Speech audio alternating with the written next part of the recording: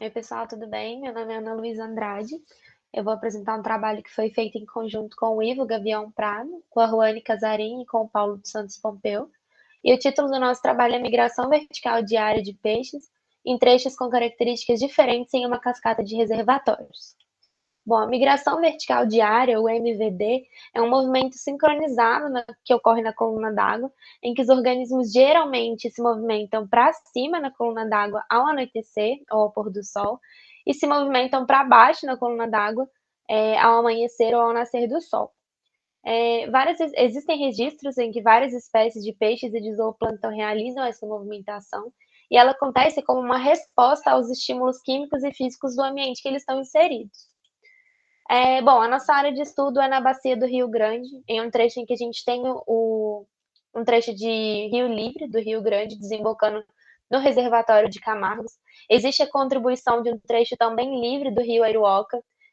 Existe a transição desses rios com, com o reservatório de Camargos, e depois a confluência desses dois rios, desembocando já dentro do reservatório de Camargos. E aí a gente tem aqui, nessa primeira barrinha preta, a barragem da usina de Camargos, um trecho de rio a jusante, o pequeno reservatório de Itutinga e nessa tarjazinha preta aqui, a barragem da usina de Itutinga. Aqui em cinza tudo são a área de influência dos reservatórios, nesse caso de Camargos, nesse caso o de Itutinga. E nesse trabalho, a nossa grande questão foi entender se a distribuição vertical dos peixes, se ela varia entre dia e noite, e além disso, se ela varia entre diferentes ambientes da mesma região. E nesse caso, o ambiente é ideal porque a gente tem, entre as duas barragens, numa cascata de reservatórios, que é o caso de Camargos e Itutinga, nós temos uma região lótica, logo a jusante da barragem de Camargos, e uma região lêntica, logo a montante de Itutinga, que é justamente o nosso local de estudo. Vou dar um zoom para a gente ver um pouco melhor. Aqui a gente tem a barragem de Camargos, a barragem de Itutinga, e o nosso primeiro ponto de coleta é imediatamente a jusante da barragem de Camargos. A gente consegue ver pela cara da foto já como é um ambiente lógico, a água mais movimentada. E nesse outro ponto, a montante da barragem de Itutinga, já no reservatório, a gente vê até a área de influência do reservatório de Itutinga, que é nessa região aqui, uma região lente. Então, nós temos um ambiente lótico e um ambiente lente. Nossos dados foram coletados bimestralmente entre maio e novembro de 2019. Em setembro e novembro de 2020, nós realizamos um total de 6 coletas, sendo que 3 delas foram feitas na estação seca, e 3 delas foram feitas na estação chuvosa. A gente usou uma ecossonda digital científica para coletar os dados, usamos um transdutor acoplado na lateral do barco, ele ficava a cerca de 50 centímetros submerso. Nós realizamos 2 coletas por ponto, sendo que uma era sempre durante o dia e uma sempre durante a noite. Realizamos em todos os pontos e em todas as coletas. Bom, e para analisar os nossos dados, nós fizemos um teste de Kruskal-Wallis e nós percebemos aqui no gráfico, no eixo Y nós temos a profundidade, que aumenta nesse sentido, e no eixo X nós temos as regiões. Então, Juscam, essa primeira região é Jusante de Camargos, é nosso trecho lótico, e Monito é Montante de Itutinga, é o nosso trecho lêntico. O que a gente percebe? Na caixinha branca, são os dados relativos ao dia, e na caixinha cinza são os dados referentes às profundidades da noite. Em Jusante de Camargos, no nosso trecho lótico, a mediana das profundidades foi diferente entre dia e noite, o que aconteceu também em Montante de Itutinga. Tá vendo? A mediana das profundidades foi diferente entre os dois períodos. Embora as medianas das profundidades sejam diferentes entre as duas regiões, os valores das medianas sejam diferentes, a gente percebe que o padrão de comportamento dos peixes em relação à profundidade foi o mesmo nas duas regiões. Então, nós tivemos profundidades maiores durante o dia e profundidades menores durante a noite. Isso aconteceu nas duas regiões. E esse padrão de possuir profundidades maiores durante o dia, ele sugere para a gente que ocorre essa migração vertical diária por parte dos peixes nessas duas regiões. E o curioso é que a gente conclui com esse trabalho que a MVD, a migração vertical diária de peixes, ela pode ocorrer não somente em ambientes lênticos, como já foi registrado em outros trabalhos, como em outro reservatório no Brasil, em outros lagos e até no mar, mas nós registramos agora também em um ambiente lótico. E o mais curioso é que esse ambiente lótico, nesse caso específico, ele está sofrendo influência direta de dois reservatórios, um a montante e um a jusante. Então, imediatamente, a montante ele tem a influência daquele grande reservatório de Camargos, e logo depois ele já tem a influência do reservatório de Itutinga. Então, nesse caso, a gente vê que os peixes se comportam da mesma maneira, eles apresentam o mesmo comportamento, na verdade, tanto em um trecho lótico quanto em um trecho lêntico. Lembrando que esse trecho lótico recebe muita influência dos trechos lênticos a montante e jusante. Queria agradecer ao Programa de Pós-Graduação em Ecologia Aplicada, ao Laboratório de Ecologia de Peixes, a CEMIG, pelo apoio financeiro, à UFLA, Fundec e ao Simpósio de Ecologia de Reservatórios, a organização do simpósio, pela oportunidade de compartilhar esse trabalho. Muito obrigada.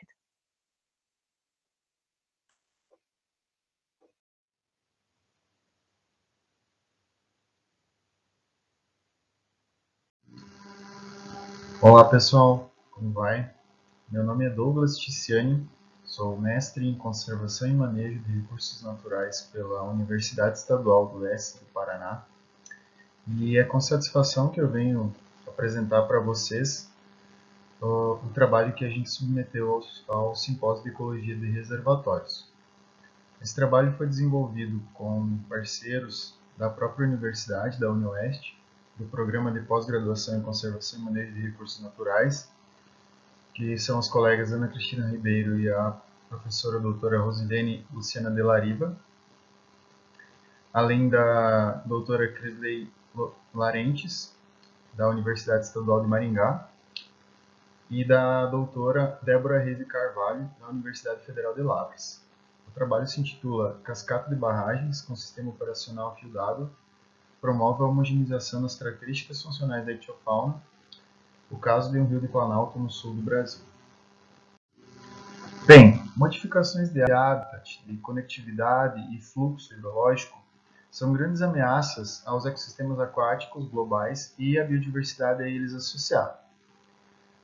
Dentre as principais ameaças, podemos citar a implantação de hidrelétricas, em que a implantação, quando forma barragens em sequência ou reservatórios em cascata, os efeitos acabam sendo potencializados, como a homogeneização das condições bióticas, a restrição de reprodução de espécies ameaçadas e migradoras e a perda de habitat de espécies endêmicas. Por isso, nos últimos anos, além da avaliação da própria riqueza taxonômica, outros atributos funcionais ou características funcionais passaram a integrar o leque de ferramentas para tentar mensurar o impacto sobre a ictiofauna, como questões relacionadas à morfologia e estratégias de história de vida das espécies, que refletem o desempenho dos organismos no meio alterado. Dentre os sistemas de operação mais utilizados, podem ser destacados duas estratégias, que é a de armazenamento de água, que é utilizada em grandes hidrelétricas, e o desvio de água, que é mais utilizado em pequenas centrais, onde é feito um pequeno reservatório, ou um reservatório menor que uma grande hidrelétrica, e essa água é desviada para um ponto com uma distância variável a jusante. Esses sistemas eles criam trechos de vazão reduzida, em que a água, o fluxo hidrológico ele é reduzido por conta do desvio da água para geração.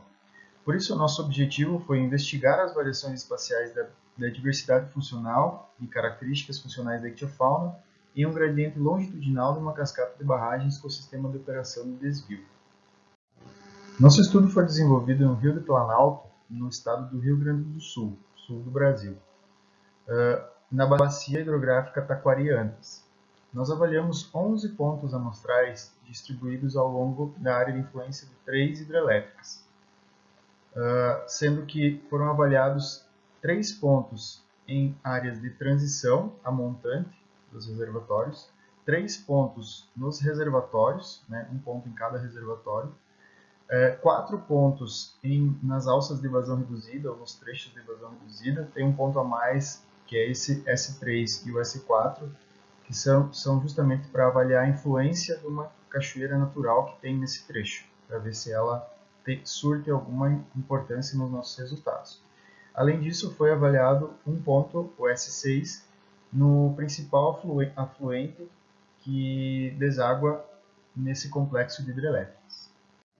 Nós classificamos os peixes em diferentes atributos funcionais, que podem ser subdivididos em 4 grupos, grandes grupos: uso de habitat, uso de recursos alimentares, história de vida e fisiologia, que são subdivididos em 13 categorias funcionais, que a gente pode citar como, por exemplo, de uso de habitat, movimento natatório; para uso dos recursos alimentares, guilda trófica; história de vida poderia ser um exemplo, deslocamento reprodutivo; e fisiologia, tolerância e hipóxia.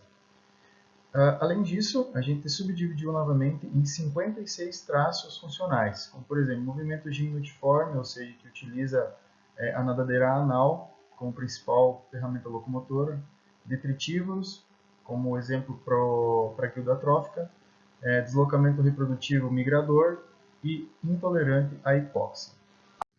Os índices funcionais avaliados foram riqueza, que representa o espaço funcional preenchido pela comunidade; equitabilidade funcional, que mede a regularidade com que essas espécies se distribuem no espaço e representa a eficácia do uso dos recursos disponíveis; divergência funcional, que representa o grau de diferenciação de nicho, sendo que altos valores indicam baixa competição e uso eficiente dos recursos disponíveis; dispersão funcional, onde altos valores indicam recursos e espécies bem distribuídas no nicho; e diversidade funcional, que quanto mais recursos estão sendo utilizados pela comunidade, melhor o funcionamento do ecossistema.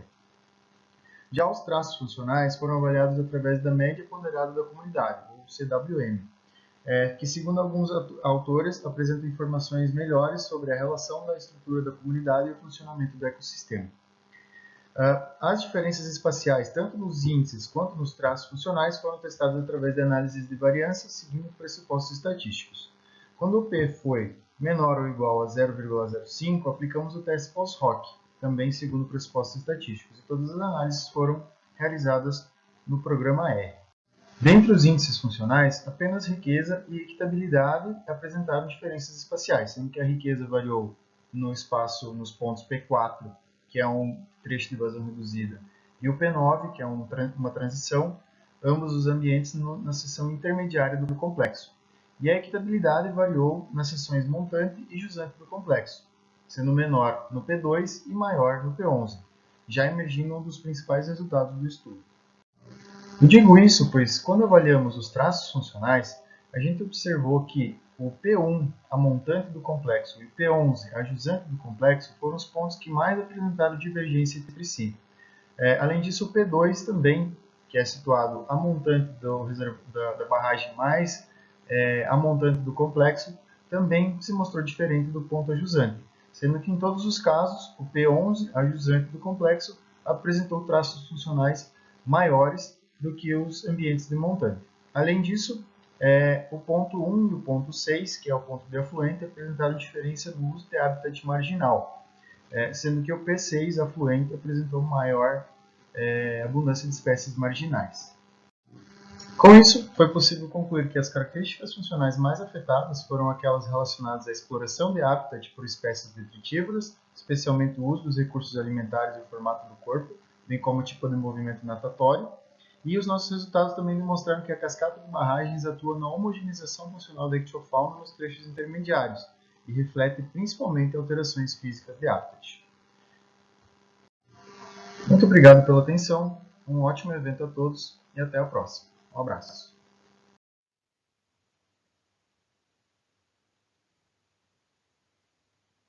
Meu nome é Rafaela e vou apresentar o trabalho intitulado de Influência da construção de um reservatório de contenção de cheias sobre a estrutura da ictiofauna de um riacho, feito pela Larissa, Eduardo, Rafaela e Marcos. A construção de reservatórios de amortecimento de cheias, conhecidos popularmente como piscinões, tornou-se uma intervenção comum da engenharia em áreas urbanas e periurbanas. A exemplo, temos o caso da cidade de São Paulo, que conta com 13 desses empreendimentos, sendo um caso de sucesso com efeitos positivos para a cidade. A engenharia vê a construção desse tipo de reservatório como uma forma sustentável de lidar com o problema, mas não existem estudos sobre como esse tipo de obra, construída diretamente no leito de rios ou riachos, influencia as condições liminológicas e a biota aquática. Foi construído em Botucatu um reservatório de contenção de cheias com área de construção de 21.600 metros quadrados, armazenamento aproximado de 159 mil metros cúbicos e um financiamento de 6 milhões de reais pelo governo federal. Esse empreendimento foi construído para eliminar um problema histórico na cidade, que é a inundação do terminal rodoviário.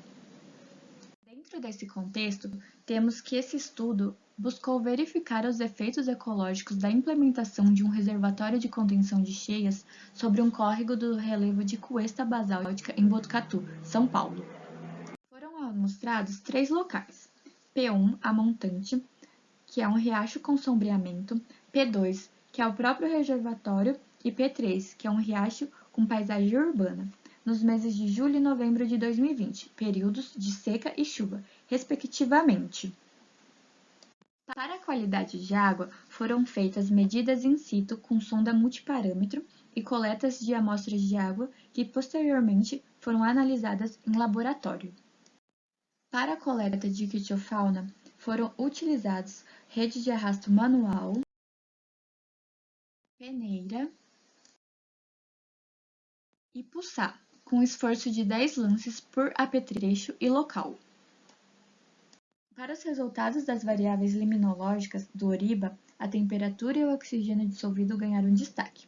Na temperatura, temos uma amplitude muito grande entre os pontos 1 e 2, visto que esses pontos se encontram a aproximadamente 1 km de distância. Isso se dá porque o P1 é um riacho que possui condições lógicas sombreado por mata ciliar. Já P2 é um ambiente lêntico, com alta exposição à radiação solar. No P3, vemos uma tendência para a diminuição de temperatura. Essa mesma tendência ocorre em novembro, mas de uma forma mais atenuada. Já para oxigênio dissolvido, temos uma maior concentração em P2, devido ao aparecimento de fitoplâncton, dadas as características liminológicas dessa região, como o aumento de retenção da água, mais a alta taxa da radiação solar. A ação do vento, mais a alta produtividade primária, causada pelo fitoplâncton, elevou a concentração de oxigênio dissolvido no local. Para os pontos P1 e P3, os valores foram baixos e provavelmente estão relacionados à entrada de efluentes domésticos, que irei explicar mais tarde. Para as variáveis analisadas em laboratório, temos altos valores de nitrogênio, fósforo e coliformes, devido a um evento climático extremo, onde em 24 horas houve um grande nível de precipitação, e isso fez com que a estação elevatória de esgoto se rompesse. Essa situação ocorreu em fevereiro de 2020, mas até julho de 2020 não havia sido corrigida. Em agosto de 2020, a tubulação foi restituída e o esgoto não está mais sendo despejado no córrego. Podemos ainda destacar a clorofila A.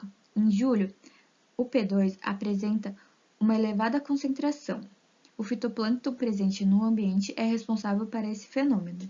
No P1 e P3, as concentrações são mais baixas. Em novembro, o P1 apresenta o maior valor e não há uma explicação muito clara para isso. Pode ser um efeito residual da entrada de efluentes dos esgotos, que foram inibidos pela temperatura. Para a ictiofauna, temos a presença de 11 espécies, 7 famílias e 5 ordens, sendo 2 espécies não nativas. Em relação à abundância relativa, em julho, P1 e P2 apresentam a mesma riqueza, 6 espécies cada um, com composições diferentes, sendo P1 totalmente nativas e P2 2 espécies não nativas. P3 apresenta uma espécie não nativa, Poecilia reticulata. Em novembro, P2 tem a maior riqueza, 9 espécies, e P1 e P3 possuem o mesmo número de espécies, 7 cada um. Todos os pontos apresentam espécies não nativas. Para a abundância numérica das espécies não nativas, temos que, para Poecilia reticulata, em julho, no P1 não há registro, no P2 temos 307 indivíduos e P3 40 indivíduos. Em novembro, P1 apresenta 5 indivíduos, P2 400 e P3 383 indivíduos. Já para Oreochromos nilóticos, em julho, P1 não há registro, P2 há 30 indivíduos e P3 também não há registros. Em novembro, P1 não apresenta registros, P2 apresenta 82 indivíduos e P3 também não há registro. Em relação ao índice de diversidade, em julho, P1 e P2 apresentaram valores similares, e P3, o índice foi de 0, pois só tinha poecília reticulada. Em novembro, houve um gradiente longitudinal decrescente, onde os maiores valores apresentados foram em P1 e os menores em P3. Maiores valores de índice de diversidade são explicados para um maior número de espécies com uma distribuição homogênea de número de indivíduos. A abundância elevada de uma ou poucas espécies reduzem o valor do índice. A equidade é proporcional ao índice de diversidade e inversamente proporcional à dominância. Apesar de se tratar de um rio de pequeno porte, contemplando uma escala espacial de amostragem de apenas alguns quilômetros, observou-se mudanças consideráveis nas condições liminológicas e estrutura da comunidade de peixes. A mudança de um riacho sombreado por mata ciliar para ambiente lêntico altamente exposto à radiação solar e à ação do vento aumentou a temperatura, o fitoplâncton, o pH e o oxigênio dissolvido. Para a comunidade de peixes, a abundância elevada de espécies não nativas influenciaram negativamente o índice de diversidade. Apesar da importância desse tipo de empreendimento para o manejo de águas fluviais em áreas urbanas e periurbanas, sua construção diretamente sobre o leito de rios e riachos deveria ser evitada, dadas as profundas mudanças ecológicas provocadas nesses ambientes aquáticos.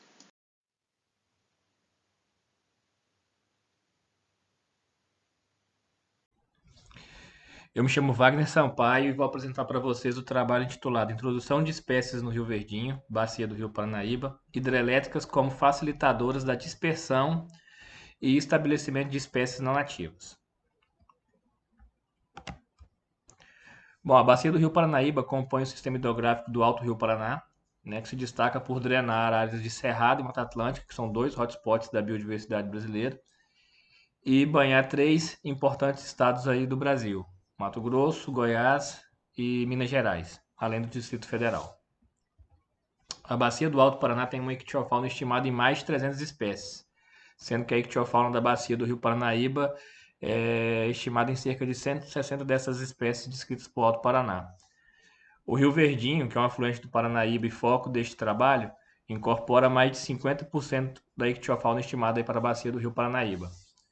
A ictiofauna da bacia do Rio Paranaíba é marcada pela presença de espécies ameaçadas, endêmicas, de importância ecológica, econômica e para a subsistência. Hoje, as principais ameaças para a ictiofauna da bacia do Rio Paranaíba e do Rio Verde são a poluição, a eutrofização, o assoreamento, a construção de barragens hidrelétricas para o controle de cheias, a pesca predatória e a introdução de espécies.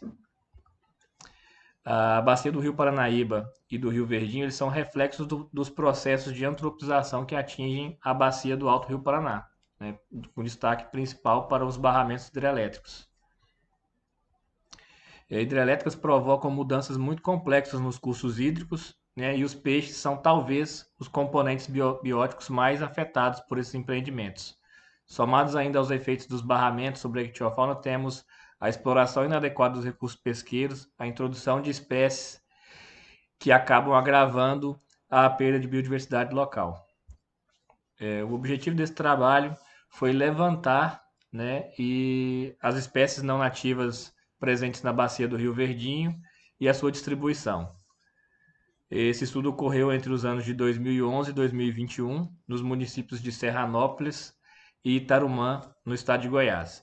Para a realização dos trabalhos foram utilizados metodologias de coleta quali-quantitativas para a captura dos peixes e a classificação das espécies contra origem e ocorrência foi feita de acordo com os dados disponíveis de literatura para a bacia.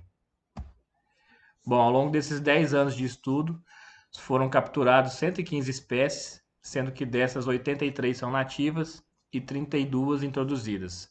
Das espécies introduzidas, 29 são alóctones, né, provenientes de outras bacias brasileiras, e 3 espécies são exóticas, oriundas de outros continentes. Das espécies introduzidas, 12 têm sua ocorrência a partir de escapos acidentais de pisciculturas, 2 de programas de repovoamento, 5 ligados à introdução ligada à pesca esportiva, 7 dessas espécies estão ligadas à construção de Itaipu e o alagamento de Sete Quedas, que expandiram o acesso dessas espécies para a região alta da bacia do Paraná, e 6 espécies têm origem e ocorrência desconhecida. Entre as espécies introduzidas, destacamos aí para a espécie de escapos acidentais, oriunda de escapos acidentais, o bagre africano, Cladogaria pinus, né, as tilápias, a matrinchã, os híbridos dos pseudoplatistomas e a tambatinga. Entre as espécies introduzidas a partir da pesca esportiva, a gente destaca principalmente a curvina e os tucunarés. Entre as espécies introduzidas aí a partir da construção de Itaipu, que já chegaram nessa região do Alto Paraná, a gente destaca a arraia, Potamotrigo motoro, né, a branquinha e o Triporteus nematuros, um pequeno caracídeo, Roeboides descalvadenses, além de alguns cascudos, alguns cupleídees e outros caracídeos. Né? Entre as espécies de origem desconhecida que foram introduzidas na bacia, nós temos o Leporius tigrinus, o piau flamengo, o Briconopsis caldimaculatus e o Serrasalmo gerno. Bom, a dispersão e estabelecimento das espécies não nativas no Rio Verdinho, elas estão ligadas principalmente à construção de 2 usinas na calha principal do rio, uma na porção alta e outra na porção baixa da bacia do Rio Verdinho. E também estão ligados à influência que o Rio Verdinho recebe das UHEs São Simão e Ilha Solteira, né? Uma vez que esse rio deságua entre essas 2 hidrelétricas. Isso a gente pode observar porque 80% das espécies introduzidas foram registradas na porção baixa da bacia, né? Reforçando essa hipótese de que a maioria dessas espécies provavelmente chegou ao Rio Verdinho via reservatório de Ilha Solteira. A gente pode destacar que o número de espécies de peixes introduzidos, né, no Brasil, nas bacias brasileiras e na bacia do Rio Paranaíba e do Rio Verdinho vem crescendo de forma exponencial, né? E isso é um exemplo da falta de gestão de política pública e ambiental, né, eficaz, que acaba facilitando o estabelecimento dessas espécies invasoras e acaba dificultando a erradicação delas em águas brasileiras. Pronto.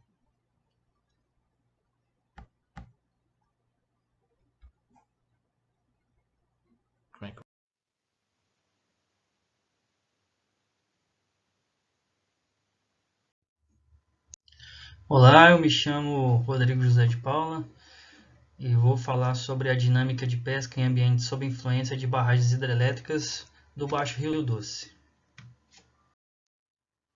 Bom, as hidrelétricas são instalações que visam barramento de água para a produção de energia elétrica e um dos principais setores que são impactados pela construção destas e também pelo seu funcionamento é a área socioambiental e, sobretudo, a pesca. Sobre a pesca, ela é uma das atividades humanas que se destacam tanto quando praticada de forma profissional, quanto na sua forma amadora ou esportiva, principalmente para as populações que residem nas margens dos rios brasileiros. Diversas hidrelétricas possuem em seu entorno, e principalmente a jusante, populações ribeirinhas. E a partir da construção dessas hidrelétricas e do desvio ou da alteração do curso normal do rio, a sua atividade de maior captação de recursos ou de sobrevivência, que é a pesca, ela é afetada diretamente e de forma substancial. Aqui buscou-se apresentar a dinâmica da pesca nas áreas sob influência de uma hidrelétrica situada no Médio-Baixo Rio Doce. Foram realizadas campanhas mensais entre junho de 2016 a março de 2018 que coincidiu aí logo depois do derramamento de lama pela mineradora, que aconteceu em novembro de 2015. Mostrou-se a atividade de pescadores e a existência de locais de comercialização de pescado, assim como dados juntos a instituições oficiais, que foram obtidos através de pesquisa e de entrevistas com os pescadores e representantes de pesca. Foi aplicado um questionário de desembarque pesqueiro que contempla variáveis como produção total, composição e diversidade da captura, peso, apetrechos de pesca utilizados, esforço de pesca, tipo de embarcação utilizado pelos pescadores, períodos e habitats, destino do pescado e também seus custos. Todos esses dados que foram transcritos para o desembarque pesqueiro foram obtidos através dos questionários que foram aplicados diretamente aos pescadores encontrados em atividade ou filiados a algum tipo de colônia de pescadores. Ao todo foram entrevistados 169 pescadores, resultando no acompanhamento do desembarque de 591 peixes pertencentes a 18 espécies, o que totalizou 252 quilos de pescado, sendo que entre elas a piranha e o tucunaré e a corimba foram os peixes de maior abundância. Relativo à massa total, a corimba e o tucunaré foram os maiores registros. Individualmente, a corimba foi o maior animal registrado. Ela bateu aí quase 2,2 kg, chegando aí a 71 centímetros. Entre os petrechos de pesca mais utilizados pelos pescadores, encontra-se o anzol, a vara simples e a modalidade de anzol embarcado, que é quando eles se deslocam por alguns trechos de rio, mas usando realmente somente o anzol. O custo médio gasto por um pescador foi de R$ 12,98 o quilo, sendo que a variação de preços no período de estudo foi menor na 10ª campanha, foi R$ 7,07, e a maior nas campanhas 7ª e 3ª, respectivamente R$ 16,05 e R$ 16,04. A construção de hidrelétricas e as mudanças que elas produzem no ambiente influenciam as atividades pesqueiras e a relação socioeconômica a ela atrelada, afetando diretamente custos, produtividade, variabilidade de espécies e disponibilidade de pescado, colocando em risco a viabilidade da atividade. Ou seja, quando você tem a construção e operação de uma usina hidrelétrica, ela altera o dia a dia do comportamento da pesca, podendo até chegar ao desaparecimento de algumas espécies ou a sua redução considerável, ou mesmo o surgimento de uma nova população, de uma nova espécie. Nesse estudo ficou evidente ainda que a pesca profissional não tem condições de funcionar durante todos os meses, demonstrando-se que em alguns meses o custo da pesca foi maior que o valor do quilo pescado. Também é de se considerar que a barragem pode ter funcionado como um fator cumulativo do impacto do derramamento da lama no Rio Doce, o que, por consequência, afetou negativamente toda a cadeia produtiva da pesca local. Aqui temos algumas fotos que foram tiradas durante o projeto. A primeira, acima à esquerda, é de um trecho de rio entre Resplendor e Aimorés. À direita nós temos uma espécie de trairão que foi capturado durante o projeto. Abaixo à esquerda nós temos a escada de peixe de uma usina hidrelétrica em Aimorés. E à direita nós coletamos alguns dados juntos a alguns pescadores que nós encontramos ao longo do rio. É possível inclusive ver que a água está numa coloração bem próxima à lama, pelo fato de ter sido esse registro ter sido acontecido logo após os eventos do derramamento de lama lá em Mariana, que acabou aí prejudicando os mais de 700 quilômetros de rio que compõem o Rio Doce. Bom, é isso, muito obrigado e agradeço a todos a oportunidade de estar participando.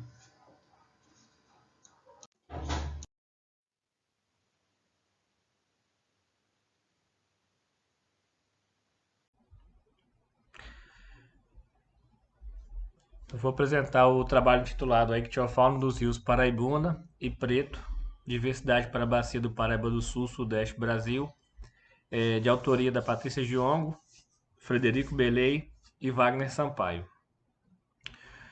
Bom, os rios Paraibuna e Preto eles são importantes afluentes, né, de uma das bacias mais complexas aí do ponto de vista geomorfológico, e de riqueza, né, da fauna aquática da região neotropical.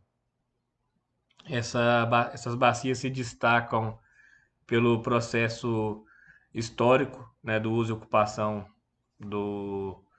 da bacia a quais elas pertencem, que é a bacia do Paraíba do Sul, e pela grande diversidade de peixes, né?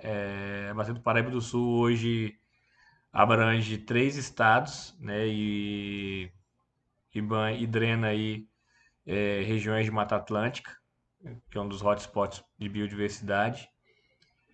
E além de ter a bacia ser uma região altamente industrializada e fragmentada por barragens hidrelétricas, né, que são hoje as principais causas de perda de biodiversidade da fauna aquática ao longo da bacia. E em relação à ictiofauna, a bacia também se destaca pelo alto índice de endemismos e pela presença de espécies ameaçadas de extinção. O objetivo do trabalho foi inventariar a ictiofauna do Rio Paraibuna na sua porção média, na divisa de Minas Gerais com o estado do Rio de Janeiro, e do Rio Preto, além de destacar a importância desses rios para a diversidade de peixes aí ao longo da bacia do Paraíba do Sul. Para a realização do estudo, foram realizadas 2 campanhas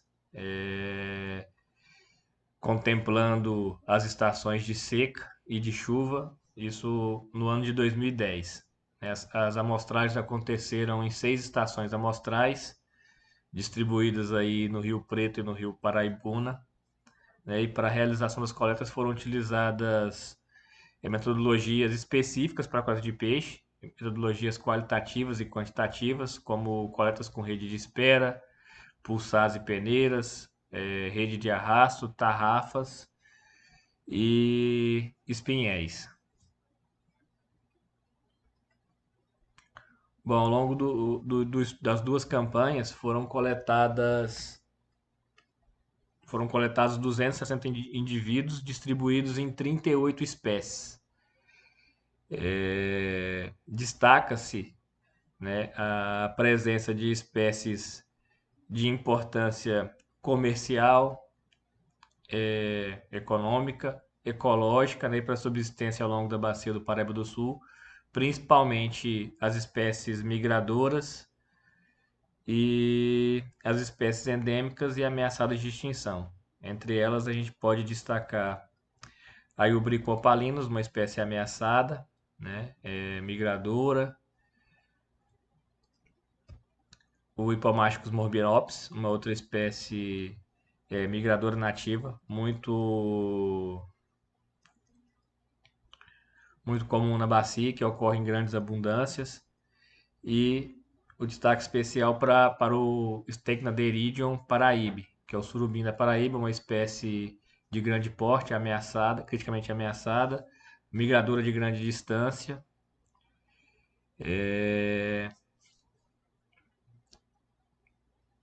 e endêmica da bacia do Paraíba do Sul. Dentre as espécies registradas também deve-se destacar a influência das espécies exóticas na bacia do Paraíba do Sul, como as tilápias, os tucunarés e o bagre americano e o bagre africano.